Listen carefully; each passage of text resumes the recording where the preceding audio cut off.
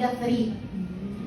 So, last March, I was hospitalized due to acute coronary syndrome or heart attack.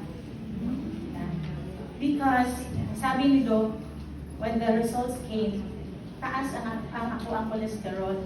Siguro dahil sa mga samgyup. Yes, one of the reason. So, sa office, madala ta sa mga sa atong mga office mates. So, nakita na ko na ang akong LDL is taas.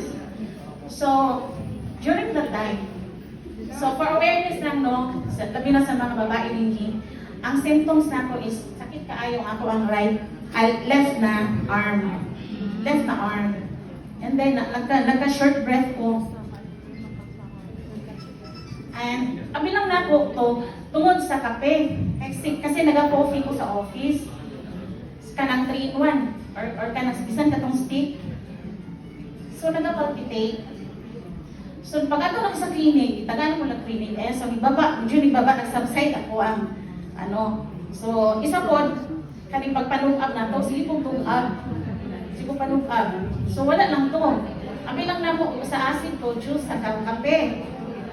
So,